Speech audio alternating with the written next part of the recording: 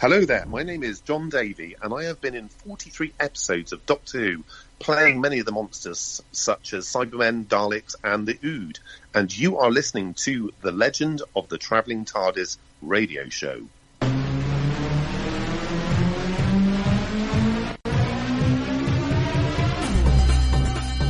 My name is Christian Basel. Years ago, I had an idea.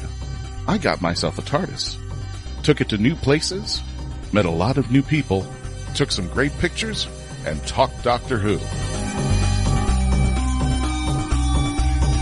From Krypton Radio and the creators of the Hanging With web show, this is the legend of the Traveling TARDIS. Join me on my latest adventures and become part of the legend.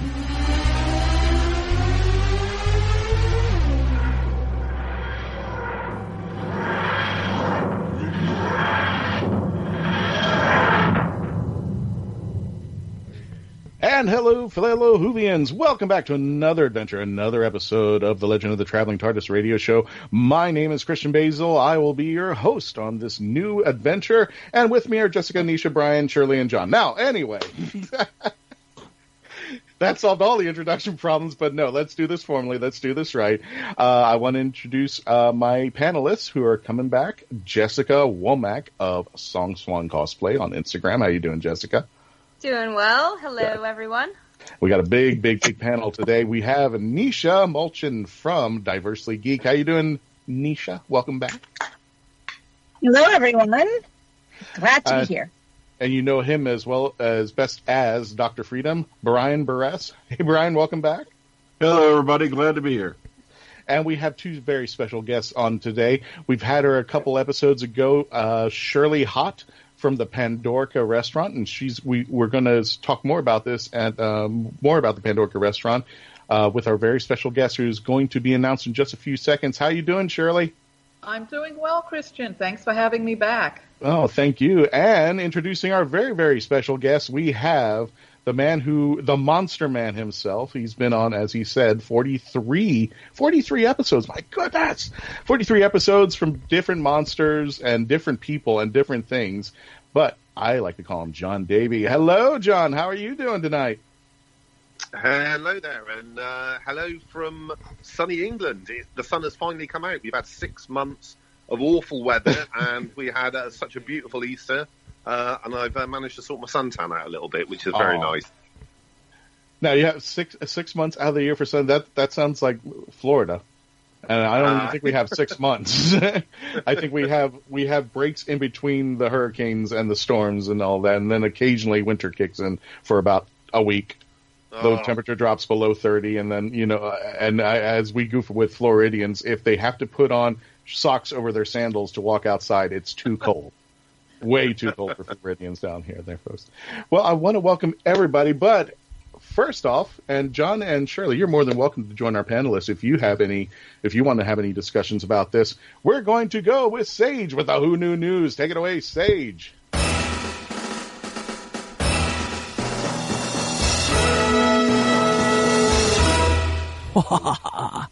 Okay, let's see, what do I want to start with today?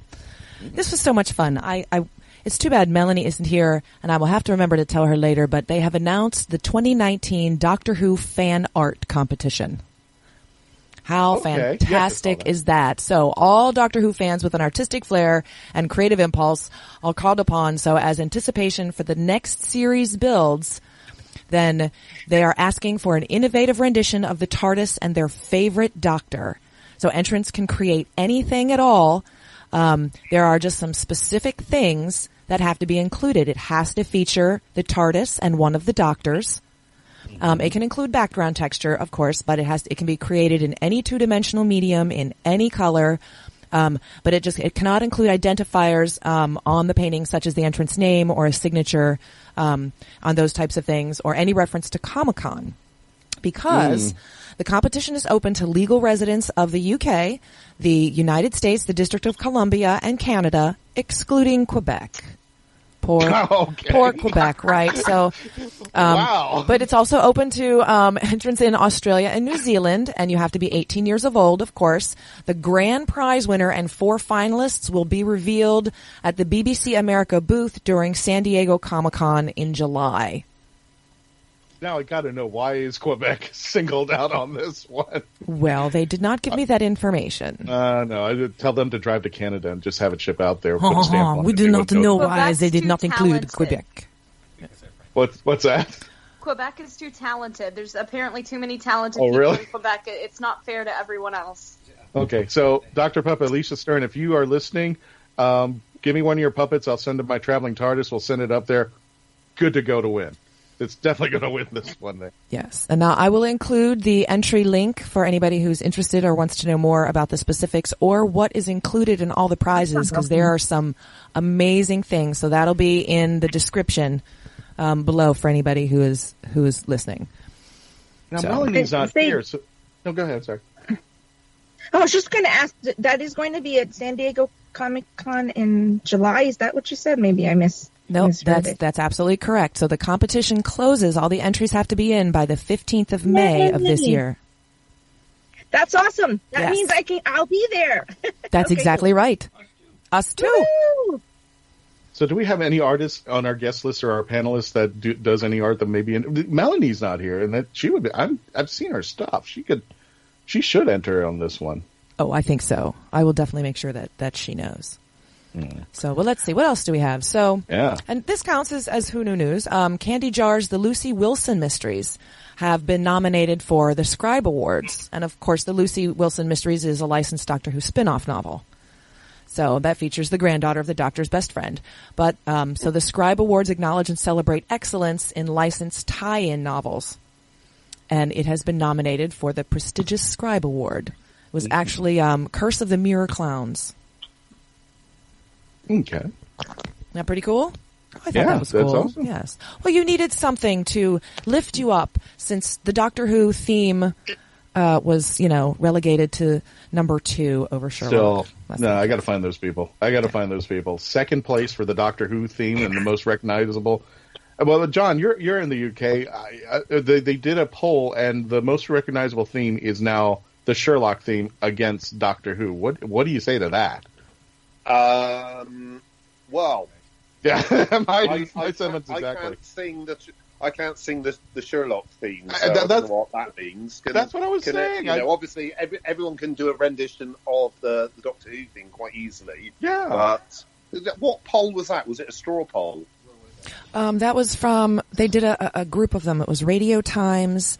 There were two other companies or groups who were involved in that poll, correct? And it was a UK poll, so.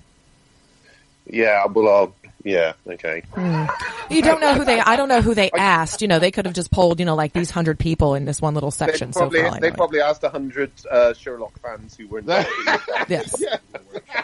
Yes, if they had the Sherlock hat, or if they just had their coat with their collar upturned, yes, they asked those people. I don't know. So, well, my last piece of news is the Doctor Who magazine. There's a special edition that has come out, and it's strictly on costume design. So that's really cool for all the cosplayers and everybody in the group. So, one of the things I thought was really cool about that was it starts from the beginning, so you can see from the sketch art all the way to completion and everything in between that goes into that for all the costume design. So, and it features unpublished illustrations also, things that didn't quite make the cut, and then also some of the things that did. So that, yes, Jessica would probably be interested in that, but that goes on sale. It started last week, and everybody can get that. So it's the costume design edition. Cool. That's awesome. Mm-hmm. And that is my Who Knew News. I actually saw a video in an article, and I don't know if I should ask John about this because it's slightly embarrassing, but there was, I think, Suranne Jones, who is now going to be starring in the HBO series Gentleman Jack. And I'm still trying to find out more about this. She's in the HBO special, but she was on some kind of morning show, and she couldn't help but mention that when she was playing Idris, the TARDIS, when she was locked up in that cage, Yeah.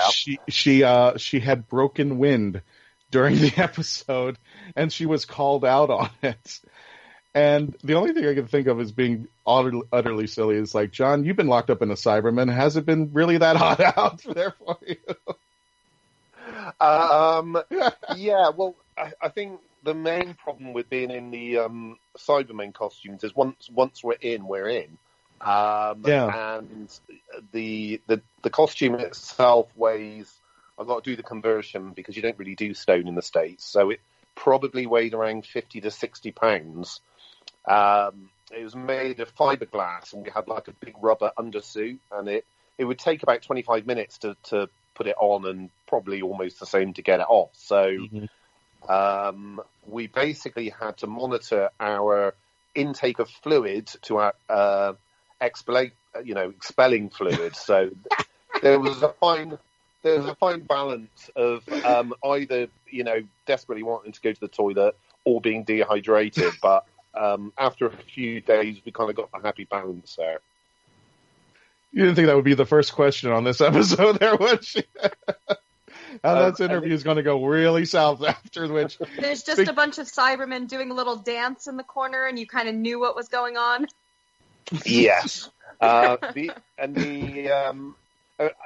enough, there was one thing that we discovered very quickly was don't take your mobile phone into a Dalek when you're playing a Dalek, and have your phone on vibrate, because what happens is if it's in your pocket and you're sat on a little wooden bench seat, if it vibrates, the whole Dalek will actually amplify that sound. So we learned that very quickly from the get-go. That's awesome. You have a phone call. You have a phone call. So nice. Instead of a nice little vibrate sound, it was more of a amplified through the Dalek. Which I think is probably a more deadlier sound than their current sound voice right now. But speaking of deadly sounds and vibrating and breaking wind, which had no transition whatsoever, we're going to take a break right now. When we get back, we're going to start our interview with Jon Davey, which I think I've already ruined. He's probably never coming back from the break again. He's kind of like, what was my first question? Bring it on. You're just lucky I haven't started swearing yet. That's right. Buzzing Daleks and breaking wind. Stay tuned. I think that's the title of the episode. Stay tuned, folks. We'll be right back. Please continue to listen and become part of the legend. Colliding Skies by author Debbie Zakin. For as long as Sky Riley can remember, she has been gazing up at the stars. With high school graduation upon her, her telescope in one hand, and her college acceptance letter in the other, her life is meticulously mapped out like a star chart. That is, until the Celians arrive and she meets Ethan, an alien whose electrifying touch could stop the very heart she has given him. Ethan and Sky collide like asteroids, causing a gravitational shift in Sky's trajectory, and hurling the star-crossed lovers into an interplanetary maelstrom. Get Colliding Skies by author Debbie Zakin today at Amazon.com or wherever online books are sold. Famous Faces and Funnies in Melbourne, Florida is leading the way in pop culture fun. From comic books and graphic novels to Funko Pops and collector's items, Famous Faces and Funnies has it all. Rick Shea and the professional team at Famous Faces and Funnies are friendly and knowledgeable. Whether you're looking for toys, props, collector treasures, or a new comic book, Famous Faces and Funnies is your one-stop shop. To find Famous Faces and Funnies on Facebook and Twitter, just type at FFF Comics.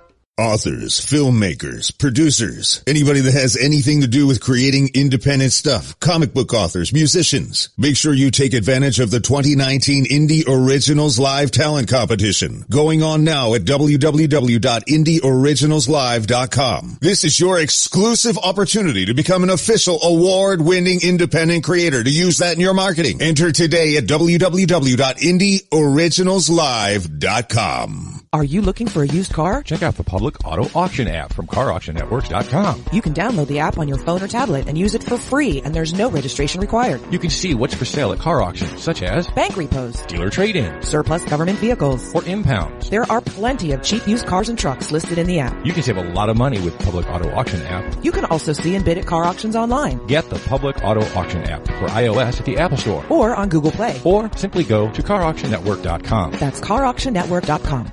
Now on Amazon.com, iCoin from author Jeremy Mosby. It's an alternate reality, and the leader of the planet iCoin is none other than Benjamin Franklin. When corrupt officials threaten not only iCoin but the Earth as well, an unlikely chosen one must face dark foes to save the Earth and iCoin alike. Author Jeremy Mosby takes readers on a superhero's adventure through this compelling and imaginative alternate universe. Get iCoin on Amazon.com today.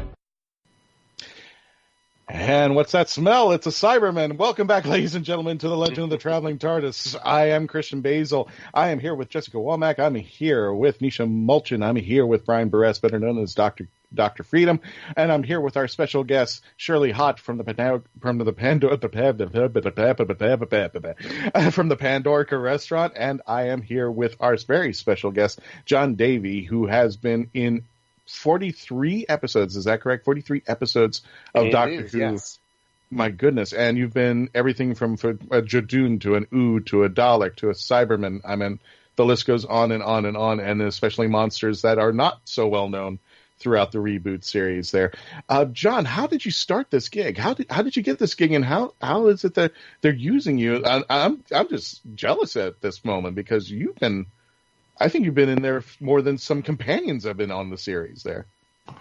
Yeah, well, it was kind of accidental with most things. Most things are. It wasn't my plan at school, and my careers advisors didn't foresee it. But basically, I went for an open audition, not really knowing what it was. And there were, I think there was about 50 guys that all turned up, fairly similar height and build, and we spent a day at the old BBC studios in Cardiff, basically going through various different movements with the choreographer, a lovely lady called Elsa Burke. And at the end of the day, they basically told us this was an audition to be the Cybermen in Doctor Who, which was amazing. Then they said, and by the way, you can't tell anyone it's a big secret. So we then got picked. I was waiting for the phone call, fingers crossed. I was thinking, I hope I get it. Then got the phone call, and the next stage was to go to Millennium Effects, the company that make most of the monster costumes for Doctor Who. We went to Millennium Effects, tried the suit on, and proverbially, if the suit fits, then we got the job. So so the rest was history. And we did the 4 Cybermen episodes in series 2 all in one block, and I think it was around about 35 to 40 days that we did over a couple of months. And at the end of that, that was huge. That was an amazing thing, one to tick off the bucket list. And little did I know that they would have got me back and would have been in a total of 43 episodes since. Now, is this something? So you're an actor per se. What kind of body work did you do before you became you started doing the roles for Doctor Who? All these monsters and all these. I haven't. Well, to be honest, I've done a lot of things in my life, and I haven't actually trained to do any of them. I kind of left school. That's the story of my life. Yeah. I kind of left school at the age of 16, not really knowing what I want to do, and I didn't really have any qualifications. I kind of darted from job to job, and it just didn't really make a lot of sense to me. Just going and getting a job, in air quotes, a normal job or a career as such. But one thing that I always loved since I left school was photography. So I worked in various photographic shops and a load of other things.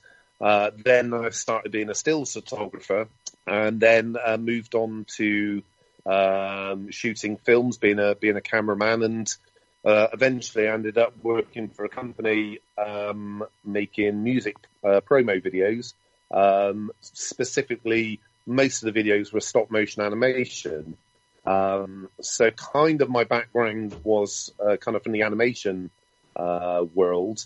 And obviously, knowing actually how to break down movement and various different things like that. And I I started basically doing a little bit of background work between jobs, and obviously got the gig on Doctor Who, and I don't know. I guess I put it down to maybe my ability to learn new skills very quickly. I've kind of put my hand to a lot of things that people would, go to college and university for 3 years, and I seem to be able to pick up things pretty quickly under a less, how do I put this, a less regimented learning criteria. Mm-hmm. Well, I guess obviously, the choreographer and the directors would tell me to do various different things, and I would basically drill it again and again and again and get it right. And they've obviously got me back. A lot of it as well is basically being in a very uncomfortable costume that you can't hear, you can't see, and you can't breathe very well, and then being able to do the action. So a lot of it is a lot of concentration and as they say, learning your lines and hitting your marks. I heard recently that you had some kind of injury where you had to have a couple of muscles reattached. How'd that happen? That was a bit of a sore subject to say the least. I'm sorry. Okay. Pun intended. Okay. I basically tore my pec muscle off my arm, and in fact, for you guys there, I can show you the scar. Obviously, the people listening to the podcast won't hear it, but ouch. Oh yeah. Oh. Can you see that? There you go. Yeah. For those of you who you can't see this, but it's going up and down his left arm. There's like a scar that's going around your shoulder. Ow! I'm just looking at this. It's painful. Yeah. So I won't go into the exact details, but that's when we want to know the exact details about this. I didn't drink any alcohol for 2.5 months after doing it, so that might give you an indication of what happened.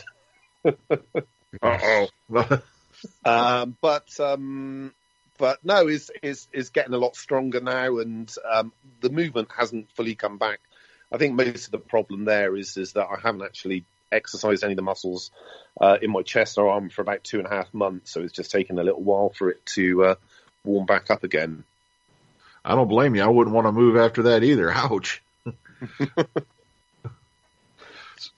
Were you a Whovian before you started doing all these roles in Doctor Who, or were you one of somebody who was just, I know there's Doctor Who, but I'm not a Whovian like everybody else? Yeah, well, as a kid, I grew up watching Doctor Who, and probably show my age now. I grew up watching Tom Baker's episodes, and then migrated into Peter Davison's episodes. But at that kind of age, when Peter Davison was in it, maybe a year or 2 years into it, I was kind of 15 or 16. Uh-huh. So I was coming to the age that I was going to be leaving school, and maybe still now, but more so back in the day, it's almost instilled in you that once you leave school, you become a man, you get a job, and you kind of got this mindset that you have to leave the things you enjoyed as a child behind because you're a man in the world, and you got to grow up and be sensible. And then, luckily I realised, you haven't got to do that at all. You just got to keep life fun. So I was always a huge sci-fi fan, as a kid.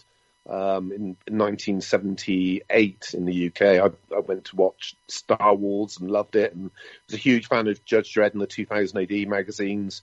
Loved Star Trek, and anything horror and fantasy and sci-fi was my big thing. And then obviously realised that I can make money out of doing things that I love. So you gotta let me in onto that secret. You got to let us in on that secret. We're still trying to work on that part. We're doing the thing we love, but we're still trying to get the making the money part out of this there. Yeah, well, I'm still working on that as well. Oh, okay. Well, then I don't feel so bad about this there. No. But, you know, I at the end of the day, I kind of try and live in the moment. So, you know, as long as, you know, every day or few days has a really good moment that I'm doing something that I enjoy, I'm more than happy with it. Is there go ahead, Brian. I'm sorry. Oh, I was just going to ask, you know, I don't want to go with any trade secrets, but do they still like kind of bulge into the Cybermen costume, or is it just snap on? Or because I heard they were having a lot of trouble back in the day. Sometimes people get a bit claustrophobic once they get into the outfit. Did that happen with anybody, or was everybody pretty cool with it? The suits themselves were made out of fiberglass, and on the inside of the undersuit that we wore, there were clips, almost like how can I describe them? Kind of clips that you get on backpacks, you know, when you clip up a band across the front of you, and those clips would then clip onto the actual limbs and the body parts of the Cyberman costume, so the weight would be fairly evenly spread out. The helmets themselves would actually come apart, a bit like literally splitting an Easter egg. But there were two very small metal like luggage clips, like you'd get on a briefcase, inside the helmet.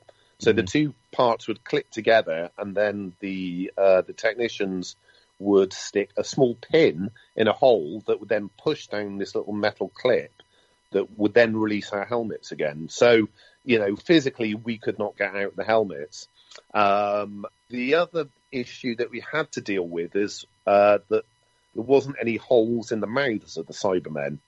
So there was a blue light that would flash when Nick Briggs was on set doing the voice of the Cybermen live, and there'll be a little chin paddle under our chin. So when Nick Briggs would do his voice, we would be like a ventriloquist dummy and would go inside the helmet. The blue light would flash. Unfortunately, we couldn't breathe through the mouth, so we had to try and draw air in through the eyes. So if you look at any of the first scenes outside the President's house, you will see steam coming out of the eyes, which is obviously an amazing special effect that the BBC planned on. But in reality, it was actually our breath and our body heat just oozing out of our orifices. Ew. Orifices or orify? I'm not too sure which one. Orifices. Smells like Orifices, Cybermen. Well, folks, we're going to take another break and pay some bills. When we return, we're going to continue our conversation with actor Jon Davey, and we're going to talk more. We're going to start talking about his appearance with Shirley Hott at her restaurant, the Pandorica restaurant. We return to the legend, the Traveling Tardis. Stay tuned, stay logged on, and continue to become part of the legend. Hello, sweeties. I'm Crystal Moore. I play the Doctor in fan series Doctor Who Velocity. You're listening to The Legend of the Traveling Tardis radio show. Best-selling and award-winning author of true crime and crime fiction, Yvonne Mason is back with a brand new book, The Pink Canary, a book that delves into the life of a drag queen and a marvelous whodunit. You can find this and all of Yvonne's other works on Amazon.com, or find Yvonne Mason on Facebook and Twitter. He's gonna kill me. Buy your copy of Pink Canary now. The Rite of Wands by Mackenzie Floor. One boy, one rite, and a world of deadly secrets that could change history forever. It's time for The Rite of Wands by Mackenzie Floor. When a horrible fate reveals itself during the Rite of Wands ceremony, Mirta must find a way to change his destiny. Forbidden from revealing the future, he is granted a wand and magical powers in order to save himself and those he loves. But Mirta is not the only one with secrets. The Rite of Wands by Mackenzie Floor, available on Amazon.com now. You have more options than ever before when choosing a film, a television or internet series, a book to curl up with, or even a radio show or podcast. Get to know the people who are creating for you. The Hangin' With Web Show, hosted by award-winning author and journalist G.W. Pomacher, is the internet's fastest-growing web talk show series. The Hangin' With Web Show features professional, yet casual, in-depth interviews with creative arts and entertainment pros. Meet the people behind a digital revolution in creating more quality content than ever before in the history of media. Find the Hangin' With Web Show on YouTube, Facebook, or Twitter, or simply go to www.hanginwithshow.com. That's www.hanginwithshow.com. Not every phoenix is reborn from the ashes. When dark fairies turn their powers loose in Atlanta, a young water phoenix must overcome her own mistakes to save mankind from wishing itself to Armageddon. Begin Michael J. Allen's epic 5-book series with Ashes of Raging Water, available for a limited time exclusively as a part of the Cursed Lands 20-novel box set, coming May 7th on Amazon, Nook, or Apple Book. Pre-order now for $1 and get 12 free stories as the author's gift to you. Learn more at CursedLandsBoxSet.com. And ladies and gentlemen, welcome back to the Legend Traveling Tardis. My name is Christian Basel. That's the kind of day I've been having. You say bagel. It's very tasty bagel. I'm going to say that. And it's a Christian bagel at that. It's a Christian bagel. It's got it comes out of the toaster with a little cross on it. Anyway, never mind there. I'm with Jessica, Neisha, Brian, and I also have our special guest, Shirley Hott of the Pandorica restaurant, and of course, Jon Davey, our very much Monster Man actor from Doctor Who. Now, Shirley, let me go to you for a moment there. If you are just joining us for the very first time, Shirley Hott has been on the episode, a couple of episodes back, talking about the Pandorica restaurant, and our good friend, Jon Davey, is going to be making a special appearance there. So, Shirley, can you tell us a little bit for those folks who may not be familiar with your restaurant and what's going to happen very shortly? Well, the restaurant, the Pandorica, it's in Beacon, New York, which is just about 90 minutes north of New York City. The train comes up here, so it's very conveniently located. John's going to be coming up on May 10th, and we're really, really excited about it. He's going to be Yes. You can hear the excitement. He's going to be doing a presentation for everyone to tell us what it's like behind the scenes of Doctor Who and some of the tech things that they do. And he's going to entertain us with stories. We are going to serve a 3-course dinner. We're going to have a whole meet and greet beforehand with appetizers that you can all kind of like take selfies and talk to John personally. It's thrilling. I'm just delighted to have him up here. That's on May 10th. That's a Friday. And John, take it away. Yes. So what I will be doing is not only talking about my work on the show of Doctor Who. I have done a lot of live events for the BBC, and I have lots and lots of different photographs from some from on set and some from the live events. So, for example, in 2014 and 2015, there was a live tour called the Symphonic Spectacular, which basically had a full orchestra and a full choir doing the music for Doctor Who live. And we travelled around Australia and New Zealand performing this with the amazing Peter Davison hosting the show, an amazing light show, and images will pop up on the screen, and we got dressed up as monsters and came out into the audience. We also did this in the UK as well in 2015. Unfortunately, there was a New York leg which was cancelled. Unfortunately, but hopefully we would be able to make it back. So yeah, I've got plenty of photos and various different videos and kind of little spoilers on different scenes and how things were done. So I put a PowerPoint presentation together so we can kind of see through that. Another thing, or a few things that I've done is I've actually been in the full canon of the new Doctor Who world. So I've also been in Torchwood, Sarah Jane Adventures in Class as well. So, so I can talk a little bit about that stuff as well. But yeah, basically it's just going to be a fun evening, and anything goes really. You know, any questions that anybody wants to ask, feel free. You know, don't be shy.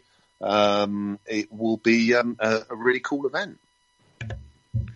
Just to add that you can find the tickets on Eventbrite. You can, if you like my page on Facebook, the Pandorica Restaurant, the link to the tickets is on there, or you can go directly to my website, which is thepandoricarestaurant.com, and you can find tickets available there also. And if I'm not mistaken, Sage, I think we'll have a link to that on this episode. So if anybody, if you can't be able to type it or whatnot, you can just, when you get this episode, you can just click on the link, and we'll provide that link to see Jon Davey at the Pandorica Restaurant May 10th. That sounds exciting there. Absolutely. There will be a link in the description. Yes. Now, so what is, this is going to be a very odd question. Not what is your favorite monster to portray. What is your most comfortable monster to portray? Ooh. I would you know what? I'm going to look down the list because my memory's not that good. And I've been in so many episodes and I can't remember them all. Probably one of the most comfortable ones was the Ood. So the Ood head was basically a big foam latex pull-on head that we would pull over our heads. And it was pretty much like wearing a couple of pillows over your head. And especially because most of the days were 12-hour days and we would have a very early start. You know, you've got these two giant pillows over your head. There isn't a lot of light in there. And there was a tendency to sort of close your eyes and nod off slightly. So, a little bit too comfortable. Obviously, wearing those Cybermen costumes, there was no chance of us falling asleep because we were just under constant pressure. So, a couple of times I've actually been a human being and you've actually seen my face. So, that kind of involved no costume, really. The first time you see this bald head is in the Sultaran Stratagem. There's a couple of unit soldiers that walk to the end of the corridor where the cloning chamber is, and there's a couple of Atmos workers stood by the door. And I also got a line as well. The soldiers come up and insist they need to go in, and the door opens, and I turn around to them and I say, "It's open." So I was kind of stating the obvious, really, but I'm not there to question the script. You're Sigourney Weaver from Galaxy Quest. You got one job to do. You're going to do it. But if you've got time, I could just quickly go through the list of the episodes and the various characters that I've been in, if that's good with you. Okay, so, and I'll make this quick. So, Rise of the Cybermen, Age of Steel, Army of Ghosts, and Doomsday, I was a Cyberman. Also, as well, I was one of the ghosts as well. Voyage of the Damned, Heavenly Host, Planet of the Ood, I was an Ood and a natural Ood. Sultaran Stratagem, Atmos Worker, Doctor's Daughter, Hath, Stolen Earth, Journey's End, Jadoon, Next Doctor, a Cyberman, End of Time, I was an Ood and a Hath, Beast Below, I was a Winder, Victory of the Daleks, I was and this is a visual, the Orange Dalek Scientist, which I'm holding up the Eagle Moss figurine collection pre-production model that they sent me. Available from all good retailers soon. The Lodger, I was the goalkeeper on the Doctor's football team. The Pandorica opens, I was all over that one. You're just showing off now, I think. At this moment, you're spent the whole show showing off. I was a Dalek. I was the headless Cyberman that walked around the corner, and also I was right at the beginning where Dorian and Riversong are having a conversation. I'm kind of hanging around the bar at the back. Good Man Goes to War, Cyber Leader, Jadoon, and a Cleric. Let's Kill Hitler, Male Tessellate to Worker, Closing Time Cleric. Asylum of the Daleks, Dalek. The Bells St. John, Unit Soldier, Rings of Akaton, Vigil, Name of the Doctor, Whisperman, Day of the Doctor, a Dalek and a Unit Soldier, Time of the Doctor, Dalek, Deep Breath, I was a Clockwork Droid, Death in Heaven, Unit Soldier, Last Christmas, Green Crab Sleeper, Magician's Apprentice, Witch's Familiar, Dalek, Girl Who Died, I was a Maya Warrior, Zygon Inversion, I was a Policeman, Face of Raven, Jadoon, Husbands of Riversong, a nondescript character. Return of Dr. Mysterio, I was one of those half-headed drones. The pilot episode, I was the Dalek and the Heather Dalek. Oxygen, I was a space corpse. Pyramid at the End of the World, a UN soldier. Lie of the Land, Memory Police.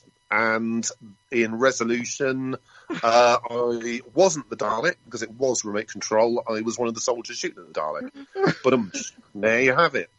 All right, folks, good night. We're done, everybody. I think John not only read his resume. He not only read his resume, I think he went on Wikipedia and read every single episode that even exists in Doctor Who. You'll be here all week. Try the video. Be here all week. I think I saw a picture of you. I don't know if you mentioned this. You were in Dr. Mysterio. Did they actually have to paint your head green for that one?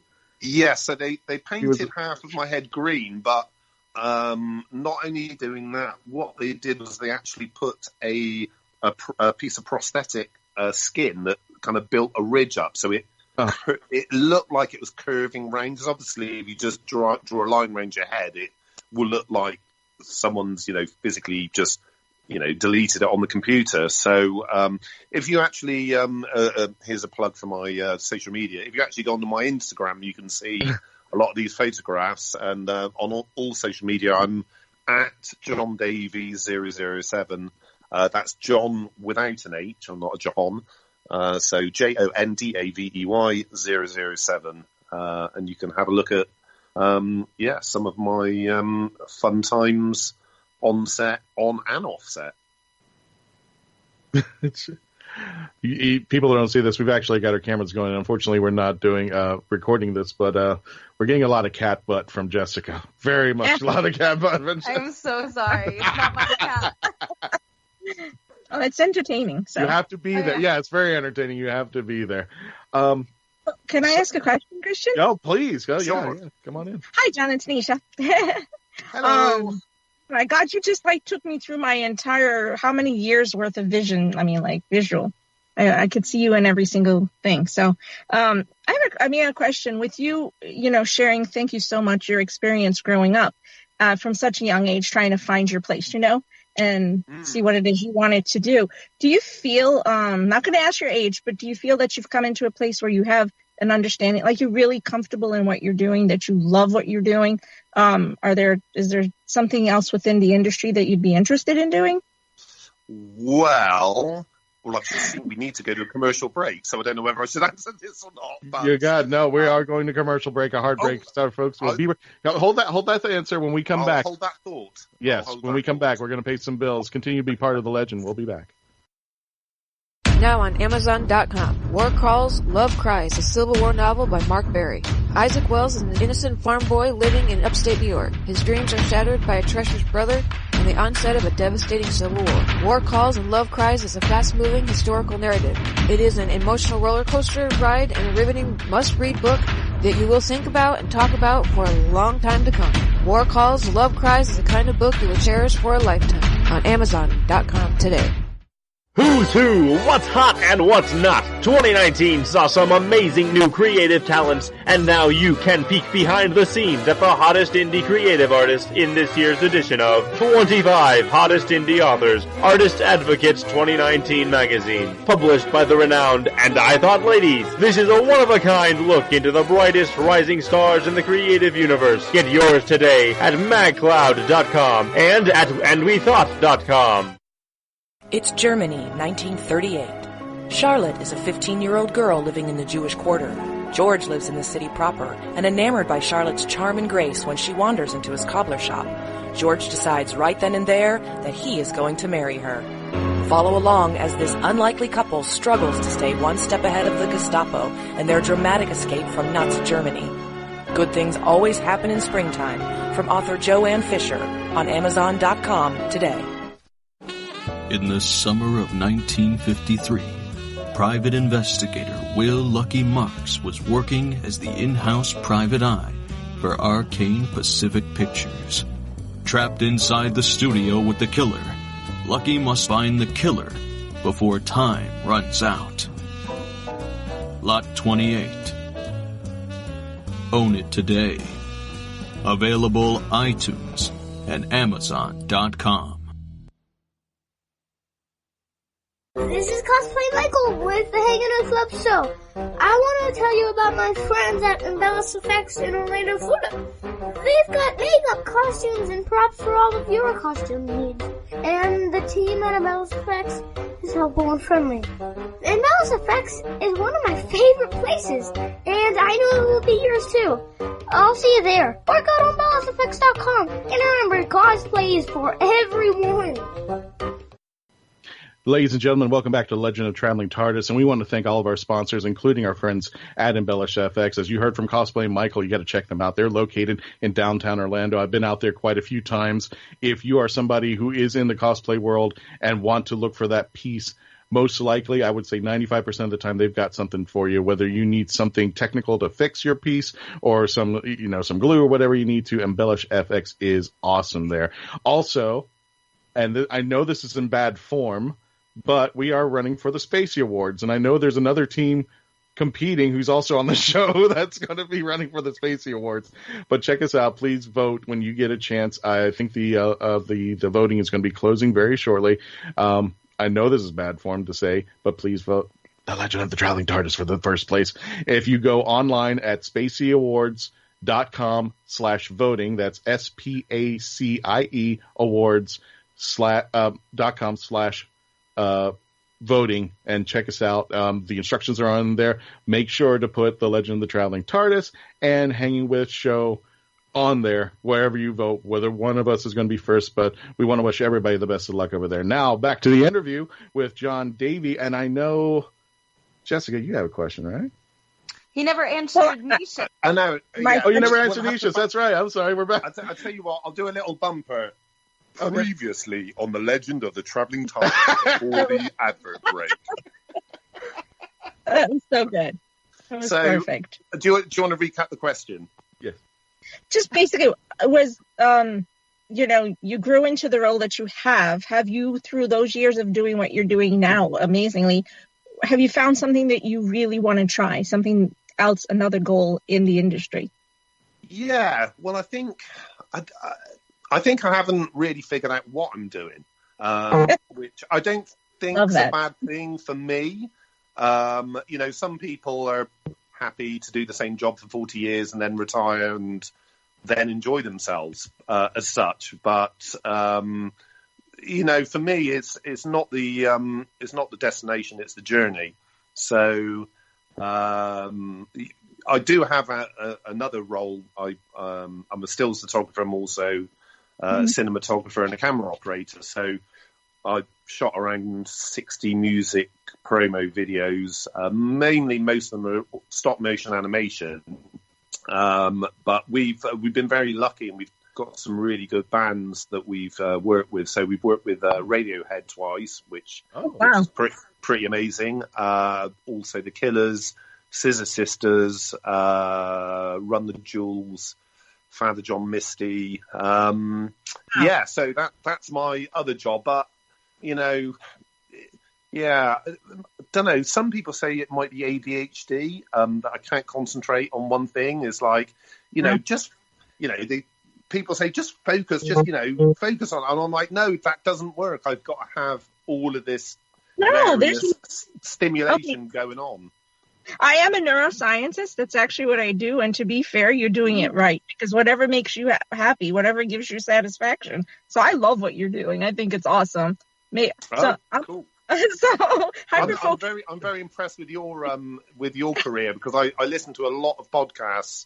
I listen to Joe Rogan's podcast a lot, and he generally has some pretty interesting people on there, and a lot of people, neuroscientists and people like that. And it absolutely fascinates me the way the human brain works, and it makes me feel better about myself, because there's a lot of very successful, whatever that means, people that are made a lot of money or are famous, and they're probably just or even more skittish than I am. So I kind of find comfort in that anyway.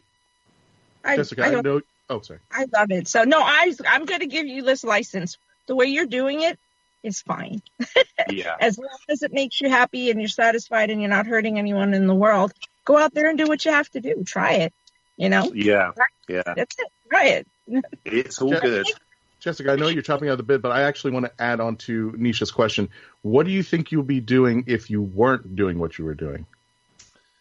I'm trying to work out what I'm doing at the moment.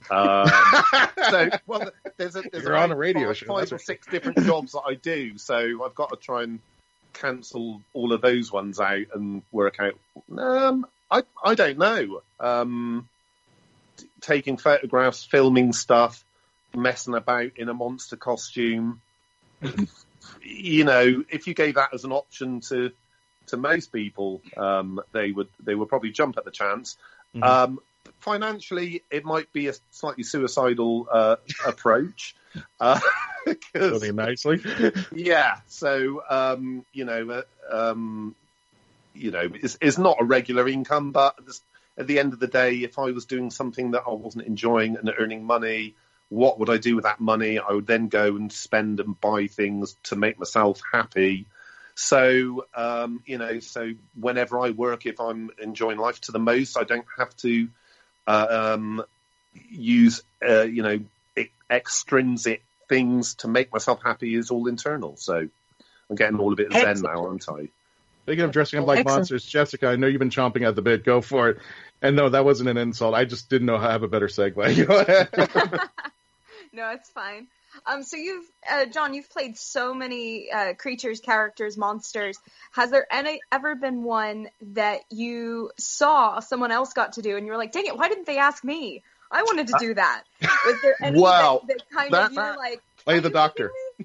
That is a very good question, because it basically encapsulates what the entertainment industry is like, and especially actors. And the important thing is that you should never focus on not getting a role. You could be the best person in the world for that role, and someone who is the worst person in the world will get that role.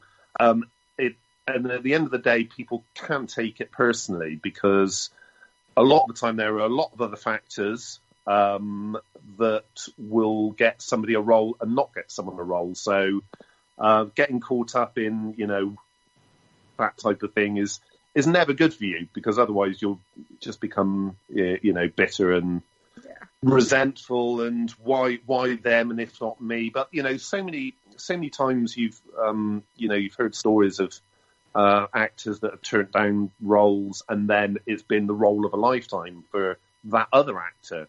But the way that you got to look at it is that if that original actor would have done it, it may not have been the same thing.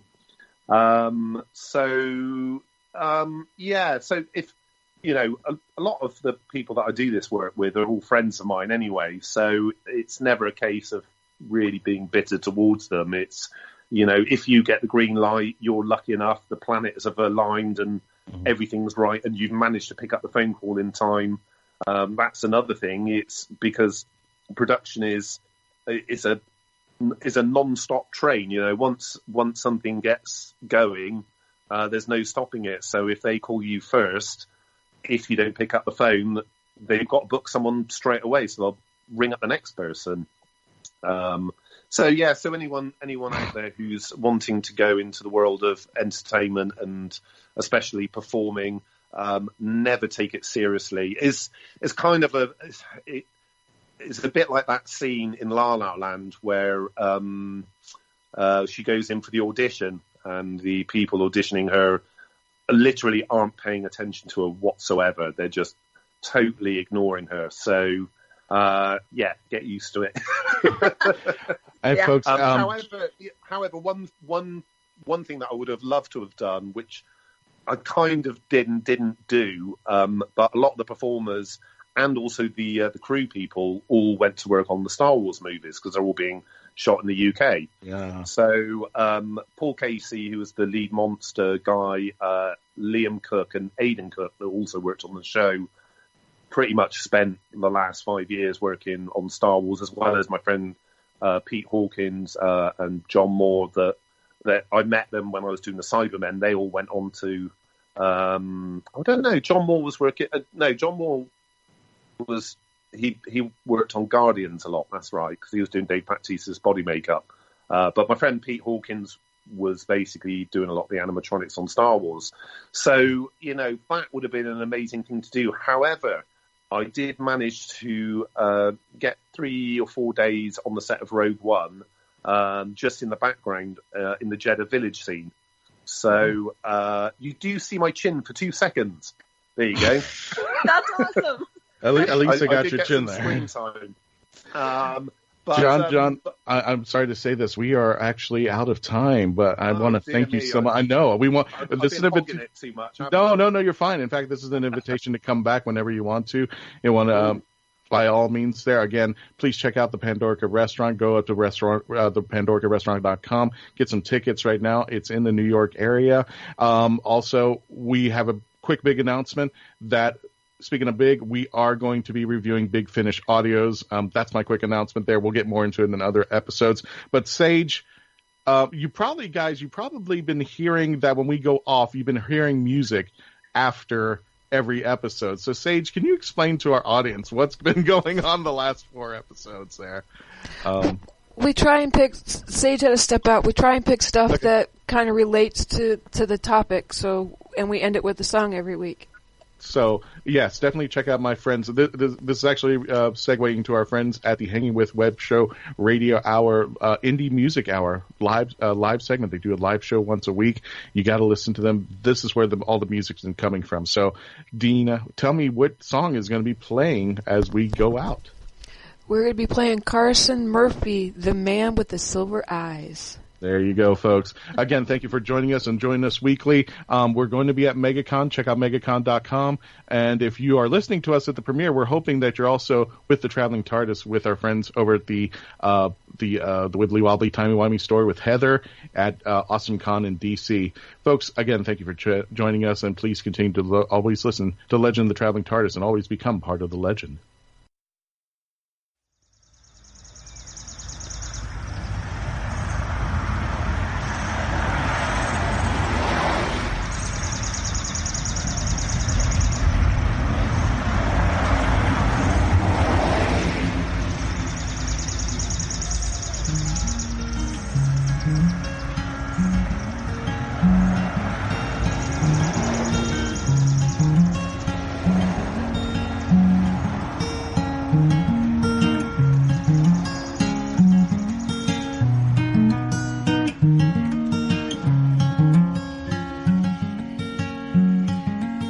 Said the man with the silver eyes,